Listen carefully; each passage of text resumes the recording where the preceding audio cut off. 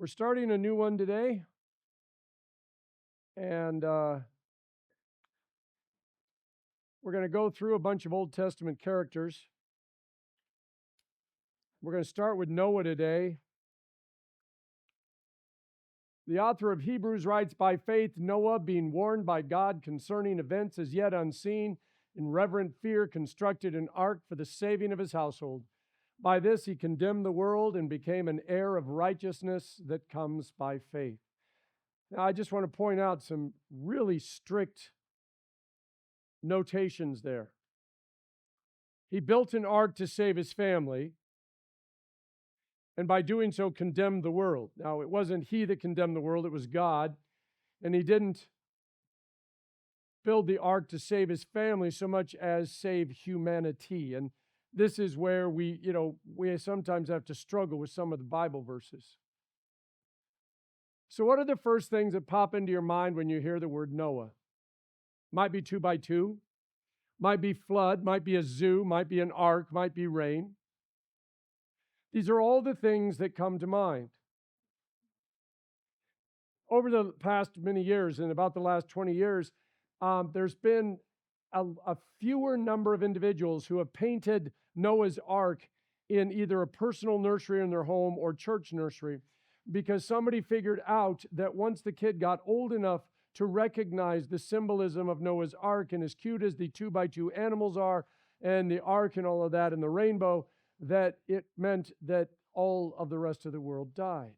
And this is one of the things that the author of Hebrews points out, that the moment the ark sailed, everything was set in place, and there was no turning back. Have you ever watched any of those End of the World or almost End of the World movies? Armageddon, Space Cowboys, The World, the Flesh, and the Devil. That goes all the way back to the 60s with Sidney Poitier. 2012, The Day After Tomorrow, I Am Legend. In all of these movies, the end of the world is upon us due to either aliens or due to a meteor or due to some sort of catastrophic event, and the world is going to end. And everybody in the movie either has an hour and a quarter to figure out how to stop it, or an hour and a quarter to come to the new realization. If you've ever watched I Am Legend with Will Smith, he's alone, and the whole world is gone. However, the world exists. In other words, all the buildings, everything. And so one of the opening scenes is him driving a Mach 1 down a sidewalk because there's no one there and he doesn't have to worry about it. In Armageddon, of course, in Space Cowboys, we're going to be attacked by a giant meteor, and we have to figure out how to stop it. In The World, the Flesh, and the Devil, there was everybody is dead except a group on a nuclear submarine, a guy that was in a deep mine, and a few others, and they've got to figure out how to repopulate and reestablish the earth, and they have no idea whether anybody else is out there. In 2012, this was supposedly a Mayan prophecy that the world was going to end, and they build these giant arks, and everybody has to be saved, and they have to figure out who's going to go and who's not. And The Day After Tomorrow, a whole new winter arrives and goes all the way down to Mexico, and everything in the United States, everyone is frozen over in a matter of just days. Now, when we see those movies, they're movies. And we know at the end everybody might die, or everybody might be saved, or they might figure it out, or they might not. But when we watch these movies, it's fiction, it's fantasy. Have you ever thought about what it would actually be like if you were the only one left in the world, or if you were one of a very small handful of people that was left in the world? What would it be like? What would be your priority? Yeah, I mean, when you stop and think about it from these movies, if all of a sudden there were only even a few hundred of you, would you step up and say, we need to consider the future of everything? Would it just be every person for themselves? Would everybody just sit down and cry? How would you evaluate? And by the way, the reason I bring this up is because in a lot of those movies, okay, when everybody dies, the bodies just disappear. You don't have to deal with that. But what would it be like if when you went out into the world, the buildings were there, the infrastructure was there, everything pretty much still worked, but the problem is a power plant only works when somebody is taking care of it. The lights only stay on, again, when somebody's taking care of it. And if there's only a handful of you, how can you take care of everything that needs to be done when there aren't enough? Crops only grow when farmers tend it. So you'll have enough to get by for a year or two, but then what? And this is one of those questions that when we look at God saying, hey, Noah, I want you to build an ark. Everything's going to be destroyed. I want you to take 2 of every animal. Obviously, he must have taken seeds and other plants because, unless the water drained quickly so that most of it came back. But even so, he's going to have to live for quite a while. What if you knew that you and your family were going to be the only ones left? Because that's what's set up here. Understand that I am bringing a flood, waters on the earth to destroy every creature under heaven with the breath of life in it. Everything on earth will die, but I will establish my covenant with you, and you will enter the ark with your sons, your wife, and your sons' wives. Now, if God showed up and told you that, what would be your thought process? I'm not going to ask how you would react because I don't know how I would react. But if you knew it was God and you knew it was serious, what would be your immediate reaction? Because by the way, this isn't going to happen overnight. This is not like God saying, I need you to run to the top of Mount Everest and just hold on because everything under you is going to be destroyed. And as soon as the water drains, then you just walk down the mountain. No, you're going to build an ark, which means you've got almost 100 years in order to both think about it, evangelize, but also make plans. And this is very important about how you're going to reinvent everything. Creationists believe 1,600 to 1,700 years had passed since the creation of the world. The earth's population exploded in number. Be fruitful and multiply was God's thing to Adam and Eve. Now, it also exploded in evil. Genesis 6:5 says, the Lord saw that the wickedness of man was great in the earth, and that every intention of the thoughts of his heart was only evil continually. I went through about a dozen different translations, and all of them pretty much come to the same point, and that is, at that moment in time, pretty much all that people were thinking about was evil. Now, this is important because when we think about Sodom and Gomorrah and other times where God brought upon some sort of destruction, rarely does God say this about an entire construct of humanity. Verses 11 and 12, now the earth was corrupt in God's sight, and the earth was filled with violence. And God saw the earth, and behold, it was corrupt, for all flesh had corrupted their way on the earth. However, Noah found favor or grace in the eyes of the Lord. So God looks down on the last day of creation. He said all was very good. Sin enters into the world. 1,600 or 1,700 years later, depending on what the creationists, whether they're off on a little bit or a lot, 1,600 or 1,700 years later, God looks down and he says there is very little worth saving on this earth.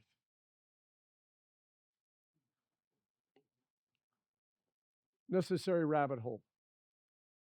Genesis 6, verses 1 and 2. When man began to multiply on the face of the land, and daughters were born to them, the sons of God, Nephilim, saw that the daughters of man were attractive, and they took as their wives any that they chose. Now, the reason this is a necessary rabbit hole is because some use it to explain why the world was so evil, and others simply look at it and say, no, this was simply the result of sin. Now, 2 primary theories. The Nephilim are giants or fallen angels. They are actually some of the angels, the 1/3 that followed Satan, they're still on earth, but they took some sort of physical form. Others are, the Nephilim are the followers of God. And this is where we have to go back and forth. Are they The Nephilim, are they the sons of God or are they the sons of God? Okay? In Genesis 6:3, and the Lord said, my spirit will not remain with mankind forever because they are corrupt. Their days will be 120 years. The Nephilim were on the earth both in those days and afterward when the sons of God came to the daughters of mankind, who bore children to them, and they were powerful men of old, the famous men. Now, the important part here, by the way, is where it says they were on the face of the earth both before and after the flood, which creates a problem for us in multiple theological realms. St. Augustine, for our own scripture suggests the very similar question whether the fallen angels could beget children with the daughters of men, by which the earth was at that time filled with giants, that is, with enormously large and strong men.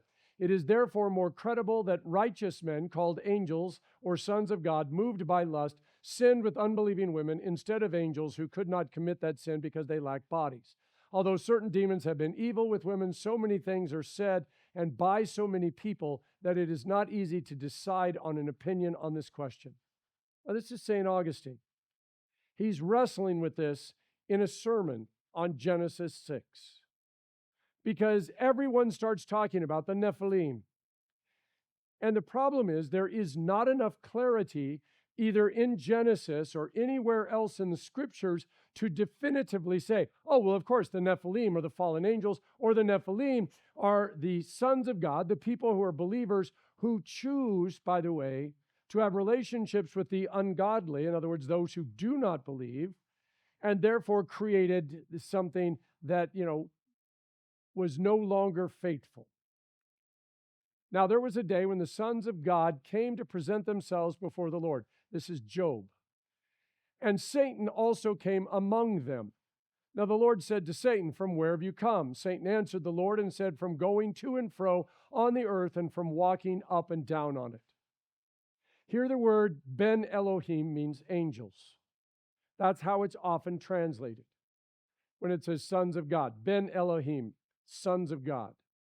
Ben means son of, Elohim, God. But notice it says the sons of God show up before God, and it looks like, and God, by the way, doesn't respond to these sons of God. He only responds to Satan. He says, where have you been? Satan says, well, I've been running around. I've been checking things out.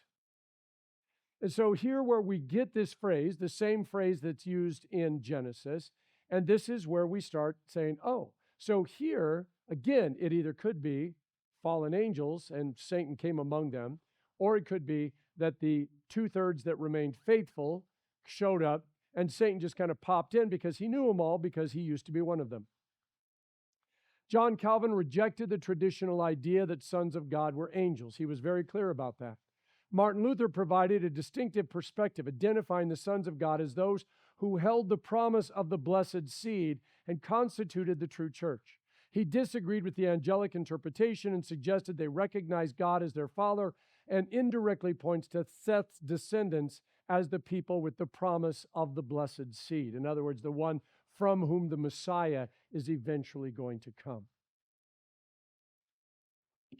Now, Tim McKay from the Bible Project says, ancient readers knew exactly what was going on. And that's the problem. When Moses wrote Genesis, Exodus, Leviticus, Numbers, and Deuteronomy, and in those early days, they had been passing this down verbally from generation to generation faithfully. And so when they said the sons of God, they knew exactly what they meant. Just like most of you in this church know that when I say I love my wife and I love iced tea, I'm not saying that I love them equally. So you understand, you're able to make the transition between the word, even though it's the same word, you're able to say, well, this means this and this means this. So what Tim McKay is saying is the ancient readers, they understood this. And he says, the ancient kingdoms around Israel claimed to be founded and protected by giant warrior kings who were part human, part God, and filled with divine wisdom. So what they're saying is, going back to Augustine, was that individuals who were followers of God had children with those who did not follow God, and that these children were strong, mighty, think Goliath of the time of David. They had great leadership skills, and they were very capable. And if you want to see how this works, I want you to understand the story of Joseph. Because who was his father? Jacob. And who was Jacob's brother? And what was Jacob's brother? Because Jacob took the birthright, and so he gets all the blessings and the father and all of this stuff. But Jacob's brother, who did not but should have got the blessing, he still becomes a great nation with a great army and has great power and great wealth. And so what Tim McKay is saying is here, there is this, there was this saying among all the other nations that the people who founded their nations were half God, half man, and that they all had this wisdom of God, divine wisdom within them. Now, going back, we have to remember what we just said a few minutes ago. If these individuals were on the earth, both before and after the flood, we have a problem, because the flood would have wiped them out, unless the flood actually didn't wipe everybody out. Or if they were the demons, then of course they weren't wiped out because they're not physical. Or it's possible because of course we have the sin of Ham, and so in other words, we simply started the process all over again when Ham is cast out and has to found his own nation. When Jesus describes the events that will surround his second coming, he said, just as it was in the days of Noah, so will it be in the days of the Son of Man. They were eating and drinking and marrying and being given in marriage until the day when Noah entered the ark and the flood came and destroyed them all. Then in Matthew 22:30, he says, for in the resurrection, they neither marry nor are given in marriage, but are like angels in heaven. And this is why we're always having to reach out into the various scriptures to find where might these connections and draw little strings to them. Where might we find these things? Because Jesus says, in heaven, there is not marriage and children. Okay, there's no new babies in heaven. And even in the days of Noah, it says they were marrying and being given in marriage right up until the day that Noah closed the ark door. So, in a rather strange roundabout way, whether it really was fallen angels or just a myth that had arisen among God's people, that there were giants in the land, the flood ended that. Or did it? Numbers 13:33, the 12 spies sent into the promised land reported, we saw the Nephilim where the descendants of Anak came from the Nephilim. We seemed like grasshoppers in our own eyes, and we looked the same to them. So here, in Numbers, it says, we sent the spies into the land because God says you are now going to conquer the land. And they send Joshua and 11 others, and they come back and they said, we saw the Nephilim. We saw the ones that are giants. And then it's interesting, in parentheses, and remember that means that it doesn't exist in most of the most respected manuscripts of the scriptures. It says, well, the Nephilim were actually, the descendants of Anak come from the Nephilim. And you got to go find who Anak is and all the way back. But we see all these little things which neither solve our dilemma nor guarantee either side. Jesus notes the people of Noah's day were totally depraved and were not the least bit concerned about it. They were carrying on the events of their lives without a single thought of the judgment of God. Peter describes Noah as a preacher of righteousness. That's in 2 Peter 2, verse 5, which alludes to Noah trying to warn his friends and neighbors what was going to happen. But Genesis says they just laughed at him. They just laughed. Because, by the way, and this is another thing where we kind of have to take a little side note. If you go to the Institute for Creation Research or any of the other folks, one of the things that has always been a question, was there rain from clouds before Noah's Ark?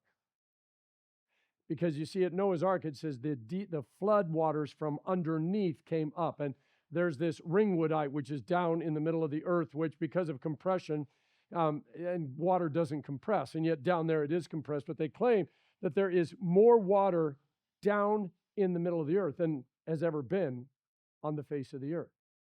And it was released and then went back down. But the question is, had anyone witnessed rain the way that we do? And we can't answer that question definitively. But you will hear people who say, when Noah said it's going to start raining, people go, what's rain? They really had no idea. Or they understood, but there was no way that a rain was going to be so deep and so bad that it was going to do anything.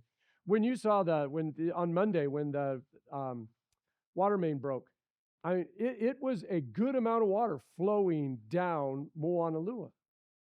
And yet, the sewer, the storm drain, actually took 90 to 95% of the water. Some of it did wash over, go down our parking lot, and wind up in the playground. But, when you see how much water, if you watch that news article, that was a lot of water. Now, all of a sudden, we go back to the rain that we had a few months back, where we had flooding in a lot of places. And you begin to realize how much water it would take in order to raise up enough that everything's gone.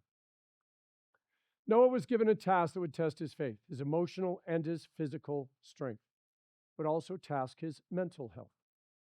Unlike Jonah, we don't know what or how Noah preached righteousness. We have no idea. Whether he worked a little on the ark and then went out to do it, whether while he was working on the ark, he preached to people, whether he stopped every day and said, everybody gather around, let me tell you about God. We have no idea what Noah did except build an ark over almost 100 years. And it says he was a preacher of righteousness. Noah was a righteous man, blameless among the people of his time, and he walked with God. To be blameless among such people would not have been easy. And yet, somehow, not only was he righteous before, but all during the time when he's made a laughingstock of because of what he believes. Martin Luther notes about the godlessness Noah confronted in the world. He said, all men were ungodly. They lived in idolatry and false worship, hated the true worship of God together with the promises of the Messiah, and persecuted Noah for proclaiming forgiveness through the seed and for threatening with eternal doom anyone who did not believe that there was forgiveness. Unlike Sodom, here we only know they thought only of evil all the time. See, at least Sodom and Gomorrah, we know that there was sexual sin, there were other sins, but then it also says very clearly in the New Testament that they did not have the gift of hospitality, and that refers to them taking Lot's daughter when Lot offered the daughter in place of the 3 angels that came to visit. And when we see this, but we don't get anything else. 25 or so years ago, ABC television decided to do an epic movie on Noah, and it was a mini-series and all this stuff. And it was interesting because, I thought that they were going to cover it and maybe do a decent job. The one thing that I remember more than anything was Noah on his ark out there, and all of a sudden another ship came sailing up, and it was a ship full of pirates, and the pirates were Lot from Abraham. It was one of those things where you're like, not even the same story, not even close, but this was part of it. They needed to throw in a little bit of strangeness. Yeah. Now, here is what we need to run back to original sin for a moment. Sin is not just stuff we do or don't do. It's also a state of mind, heart, and soul. It is not just the sin of that generation that caused God to be grieved, but also their denial of his existence and grace. See, one of the things that happens is when an entire generation rejects God, they're also going to then teach their children to reject God, and then their children, and then their children. And this is why, if you'll remember, when God says, I visit the sins and iniquities, he says, to the 3rd and 4th generation. And that doesn't mean that God intentionally punishes them. It means that they punish themselves by teaching their children and their grandchildren and their great-grandchildren to deny God. He says, but I offer literally dozens of generations of blessing to those who love me and who are working beside me in this gospel endeavor. And so when we train our children to love God, we bring about blessings because they teach their children and their grandchildren and their great-grandchildren to love God. So back to the end of the world movies. Would you believe the entire known world was going to be wiped out? I mean, is that even a possibility in your thought process? I just want you to think about that for a second. If right now God came to you and he says, I'm going to wipe out the world. Or If all of a sudden all of our phones went off and told us we had an incoming nuclear ballistic missile, that would never happen, except it did right here a number of years ago. Would you actually believe that the entire world could be destroyed? See, the world regarded Noah as crazy. Now, this leads to the question, what is the task of the church? The purpose of the church is to be God's people, and we will continue our purpose in heaven, where we will continue to be God's people. The task of the church is assigned to us here and now. The task ends the day we enter heaven. Our task is to forgive and love and heal, to do the things when Jesus says, I want you to go out and love as I love. I want you to forgive as I have forgiven. I want you to care for people. I want you to take care of people, encourage people. That's our task. And all of this ends the day we enter heaven. So when we ask if we know that the end of the world is coming, because it is one day going to end, 2 Peter says all of it is going to be consumed, and then there will be a new heaven and a new earth. And we don't know when it's going to be. Could happen tomorrow, could happen 5,000 years from now. We don't know. But we do know, and so we have this task that God has given us. Luther said, Noah is praised as an example for us because he had a living faith and was obedient to God's command, and because he believes God both when he gives a promise and when he utters a threat. Children are very quick to realize that a parent's threats of punishment aren't real when they've gotten away with something over and over again. Eventually, they believe the parents will never punish them, so they develop an I'm invincible attitude. The Bible says that God chose to forbear punishment for the sins that were committed beforehand. We get away with an awful lot. There are times we get punished for something we didn't do. But we often get away with a bunch of stuff that we should be punished for. There's no doubt about it. If we get away with the same sin over and over again, we begin to think that we are invincible. Either that God is not paying attention to us, that God no longer considers it to be a sin, that somehow God is allowing us to do this and it's special. Just like when we read in the Old Testament about David and Solomon having hundreds of wives and going through all these other things, sometimes we forget that that doesn't mean that God agreed with it. It just means they allowed their sin to overwhelm them at that moment. But if we knew the world was going to come to an end, which we do, we have to sit down and the church has to decide what its task is. What is our calling? And as we do, we then have to say, okay, if this is my task, how am I going to go about it? It takes Noah nearly 100 years to complete the ark. Now, was that because Noah was old and didn't have a lot of help? Or was it something else? In 2 Peter 3:9, but do not forget this one thing, dear friends, with the Lord a day is as 1,000 years, and 1,000 years are like a day. The Lord is not slow in keeping his promise, as some understand slowness. He is patient with you, not wanting anyone to perish, but everyone to come to repentance. Now, even if all three sons helped Noah, 4 individuals, building a ship that size is going to take a while. First, they have to go get the lumber. They have to make it correct. And I have no idea where the lumber was, whether there was a huge forest right there that they could go out. When Nancy and I lived in Preble, Indiana, when I was going to the seminary, we had a teacherage. And we looked out and there was these big open spaces, and then there were all these oak trees, beautiful oak trees. And then they showed me a picture of what it was like in the early 1800s when the settlers had just shown up there. And there was oak trees everywhere. And they not only had to, what they did was they cut the oak trees down, used it to build all the homes. And by the way, we had the most beautiful oak wood floors. All of they had 12-inch sometimes and 8-inch in other places oak paneling all the way around the floor that had no knots in it. And in what was the teacher's, the principal's study, they had a beautiful, just gorgeous bookcase made with the most beautiful oak. And that was because they simply went out, chopped trees down. Then what happened was, after that, then they had to mill it. And so everybody knew, and they all did it themselves. This was not, you didn't go to the lumber yard. So Noah and his sons, and maybe some others, we don't know. Anyway, their job, they had to go find the wood, they had to cut it down, they had to mill it, they had to prepare it, they had to make sure it was the right shape.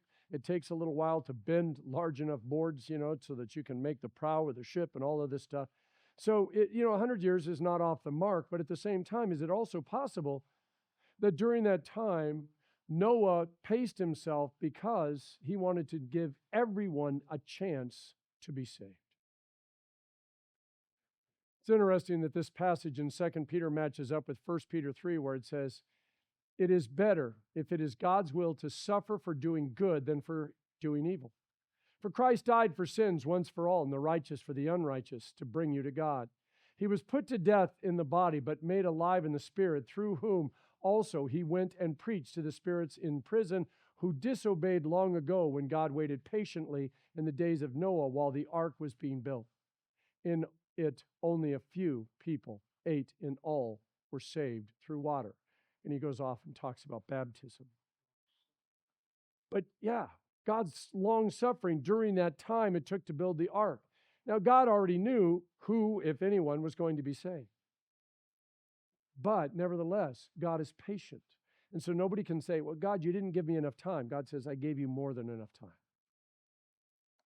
Now, what does it mean to be saved by faith? What kind of faith do you need, and how much do you need? There are two kinds of being saved in this story: physically from the flood, and spiritually from eternal death. There is no mention of Noah's family being righteous, so we cannot know whether they were just covered under Noah's righteousness. When my kids were little, they were covered under all my insurance policies. So regardless of who they were or what they did, they were covered under all my policies. But the moment that they left college, they had to have their own policies. They were no longer covered under mine. So there's no saying in there that says Noah and his children and his wife were all righteous. It just says Noah was righteous, but God says, but your 3 sons and their wives and your wife will all be saved. Now, I don't want to make too much of this, but nowhere does it promise that the 8 were all holy. Now, there are some assumptions. The sons and perhaps their wives helped to build the ark. We don't know, because again, it doesn't say. 2, they accepted Noah's vision about the end of the world enough to follow him into the ark. Genesis 7:1. Because if they thought he was crazy when he built the ark and when he was getting ready to close the door, it's possible that they just would have waved and said, "Hi, Dad, we'll see you tomorrow. We'll be back to open the door so you can get out." 3rd, once the rain fell and the floods rose, they would have new reasons to believe both in Noah and especially in God. So even if they didn't totally believe the moment that the flood started, they now understood what God had told Noah was true.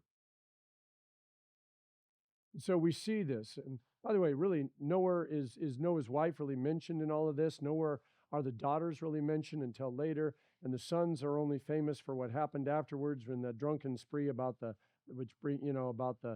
wine. So when Abraham was pleading with God to save his nephew Lot, he bargained with God. He said, "May the Lord not be angry, but let me speak just once more. What if only 10 can be found?" And God answered, "For the sake of 10, I will not destroy you." But here God decides to save only 8. If Lot's wife lost her life because of who or what she was leaving behind, is it possible that Noah's family also suffered tremendous losses? How do you reconcile your faith with such losses? I mean, this is one of those things.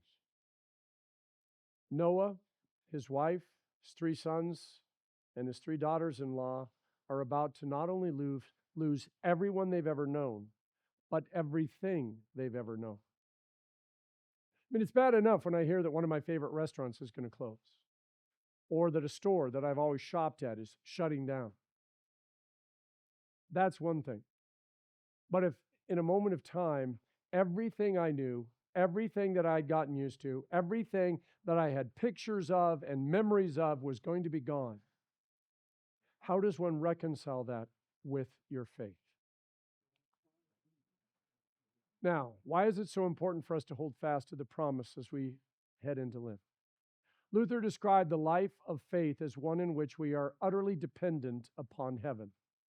Hey, do you think the world today is as utterly dependent on heaven, or do they even think of what is next, except when they're dying? And this is one of those moments where sometimes all of a sudden somebody calls up and says, I really wasn't listening, but I heard enough that now that the doctor told me that I've only got weeks or months to live, I'd really like to know more about this Jesus heaven thing. I'd like to hedge my bets.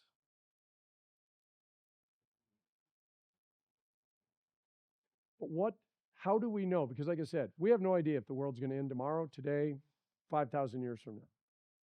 This is why Jesus said, keep watch, because you do not know when this is all going to take place. The earth is covered with water, and there is no place other than the ark that is safe. Noah was surrounded by water, but he was not overwhelmed by the water. It was not his works that saved him, but solely his reliance upon the mercy of God. It is one thing to believe you are going to be saved. It is another to be constantly saved, which is what he was. Now, granted, God is the one who said, hey, Noah, if you want to be saved, you got to build an ark. And Noah did build the ark. But that doesn't mean that he saved himself. And also, can you imagine if Noah had decided halfway through, I've been working hard, really need to take a couple of years off, and the rain started to fall before the ark was finished. It's one thing to look forward to the life of the world to come. It is another to have such a moment always before you for 40 days, and then all the others while they were in the doldrums.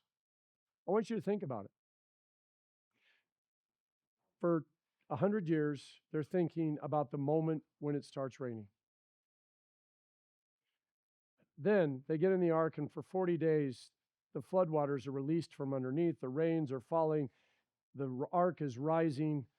Everything they knew is no longer recognizable. There's nothing but water. And now it's going to take months for that water to drain. And during this time, what are they thinking? How are they analyzing their situation? Are they watching the food reserves? Are they making sure that they have enough of everything? What's going to be our priority? When the water goes away, because there was no doubt about that, when the water goes away, what do we need to do first when we get out? What do we need to do second? What age do you think allows you to see faith differently? Noah was 500 when he started the ark, 600 give or take when he finished it. Did that make a difference in Noah's ability to process God's command? What would have happened if God had come to him when he was 100 or 200? 1 Peter 3. There's a strong connection between salvation given to the human race through the flood and the eternal salvation distributed in holy baptism. St. Peter writes, God's patience waited in the days of Noah while the ark was being prepared, in which a few, and that is 8 persons, were brought safely through water. Baptism, which corresponds to this, now saves you. And again, it's God's work, not ours. And yet somebody has to bring us to the font. Or we have to walk up and tell the pastor, I want to be baptized.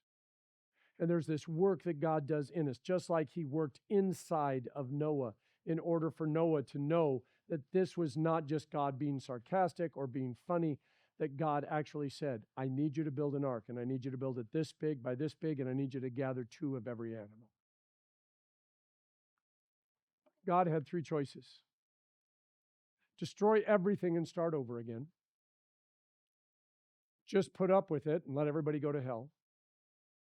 Start with a small, faithful group and rebuild. In Matthew 13:33, Jesus told them still another parable. The kingdom of heaven is like yeast that a woman took and mixed into a large amount of flour until it worked all through the dough. One of the things about yeast that we are cautioned about in the New Testament, especially in the Gospels, is the fact that if yeast comes in contact with anything, everything has to go. During the Passover feast, every bit of yeast and anything that could have been contaminated with yeast has to go, because yeast always begins to work.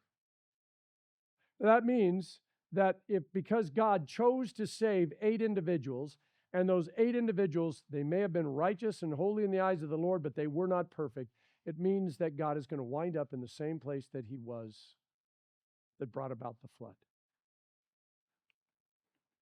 This is the same reasoning behind Israel being instructed to wipe out everything in the new land before moving in.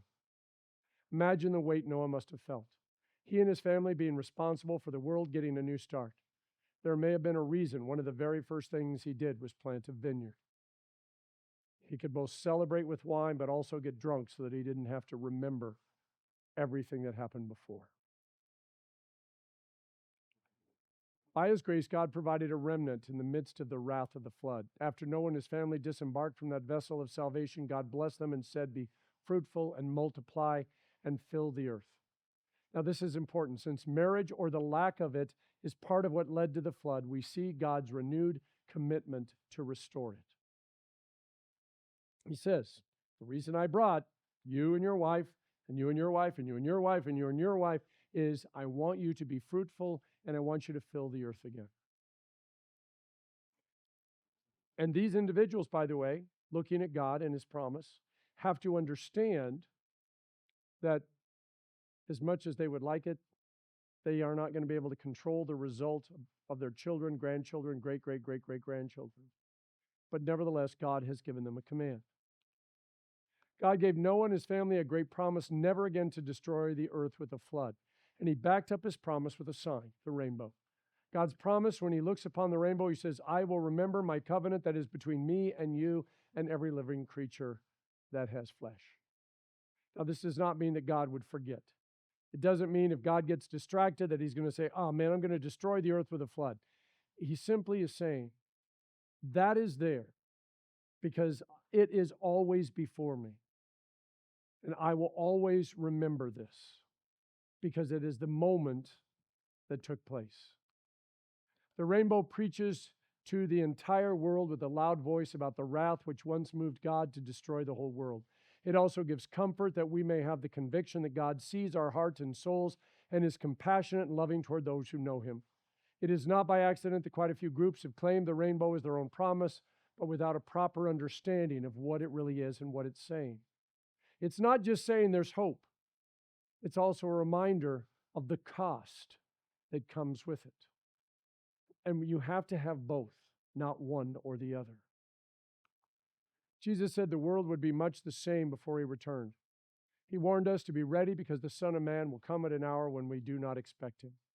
Our Lenten journey is the one where we struggle with the reality of sin, the magnitude of hell, the humanity around us, our own emotions, and our own struggle to remain faithful and do what God has called us to do. That's why we set these 40 days apart. We set them back and we simply say, God, I am incapable of doing what I know I need to do and what I must do. So therefore, I pray for forgiveness and I ask your help so that I may grow just a little closer to you, not because I have the strength, but because you will draw me closer. And this is why God, when he saved Noah and he saved his 3 sons and his 3 daughters-in-law and his wife, this is why it was not required that all of them be perfect. Because God is going to do his best in not in his mind, but in theirs.